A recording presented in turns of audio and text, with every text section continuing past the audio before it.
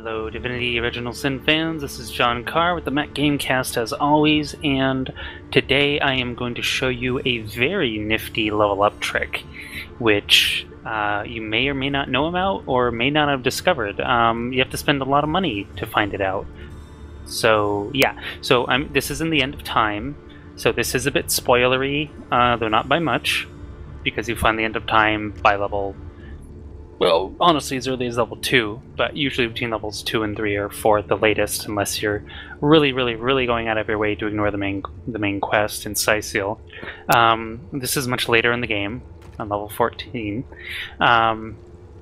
Just hit level up. Now, this is something you can unlock as long as you're using Bloodstones anyway. This takes, let me see, 1, 2, 3, 4, I think 4, maybe the 5th Bloodstone you use unlocks the Hall of Secrets, which is where we're going now.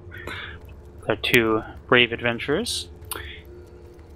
Once again, if you don't want to know this, then don't watch the video, but it's not actually really spoiling anything so much as just a level up tip. It's a way you can get 3 extra skill points and 1 extra talent point. Sorry, not talent point, attribute point, stat point per level. So I already have some to spend because I've just leveled up, but I haven't spent them yet. Completely anyway. So you need to go over here and talk to the Teller of Secrets, who I've already talked to. And I've already bought it from her, so she's not going to have it in her inventory. I've sold her all this stuff, but she normally also sells secrets, which is just places out in the world where you can go and dig up a treasure chest full of goodies, which they range from inexpensive to fairly expensive because of the stars. So what I bought from her is, you'll see when you first talk to her, she'll have 2 red tomes, Ancient Tome of Body Mastery and Compendium of Mortal Techniques. The select price isn't much. If you have no skills into bartering, these will cost around 12,000 gold each, maybe even 12,500 or 11,500, whatever the case. They're quite expensive. I have 3 points into bartering, so these only cost me around 9,000 each. Bartering pretty much removes about 1,000, or I guess it would remove maybe, I don't know what the percentage is. Anyway, I know it removes, it knocks off about 3,000 gold off the price of each, so I only have to spend around 18,000, 19,000 buying these. So what these do is, every level, and I think you hit this around level 10 or so, but I don't quite recall, that's all I did. But once you get the Hall of Secrets, you want to buy these right away, depending on where your level's at.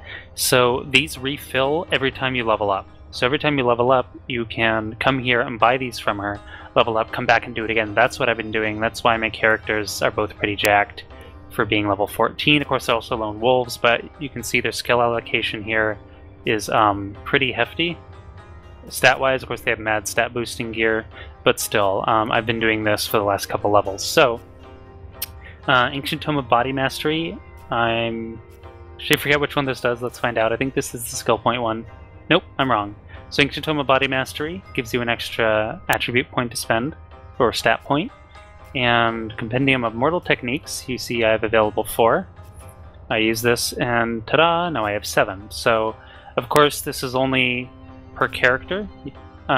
What I usually do is alternate, giving them the stats and the skill points, but really it's just a matter of who needs what the most.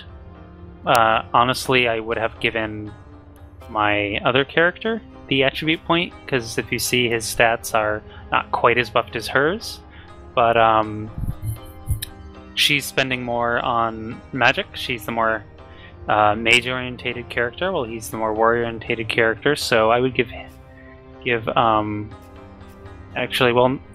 the stat point and her the skill points, because she's trying to get level 5 and all these things. Of course, she has mad points to spend now, but that's it. Quick level up tip: just come to Hall of Secrets, talk to the Teller of Secrets, buy the 2 tomes from her, though they're really expensive, and in some cases I couldn't buy them from her every time I leveled up. The moment, see, I spent pretty much all my money buying these. I'm down to 4,000 gold. I had 24,000 before this or so. In some cases I had to wait until I was nearly leveled up again before I had enough money to come back and buy them. So, you know, you'll really have to make use of your money and sell everything possible to keep up with doing this on a per level basis or have high points into bartering. She might even only have bartering level 2. She does. She's actually bartering level 2. So bartering level at least 2 will knock off the price, save you a couple thousand per level. But if you have high bartering, you'll buy and sell for much less. But that's the way to really pump up your characters. Of course, I have just 2 characters, so it makes it easy. If you're in a party of 4, you would simply have to decide which characters needed what on a per level basis, because that can change largely on your gear. My characters have pretty mad stat boosting gear. She's getting +4 int from gear, for example, 3 strength from gear, 5 constitution from gear, you know, her higher speed space. Same with this guy. He's got fairly high, though somewhat less high, stat boosting gear. 3 in speed. But I'll be talking about these characters later. But really just decide, like I said in my leveling up guide, though I didn't include this because I didn't know about it yet, is just which character needs what the most on a per level basis. And if you can't decide, then just give it all to one character one level and all to the other the next. And that's it. I will see you again soon for another video. Don't forget to subscribe, ask questions in the comments, and bye for now.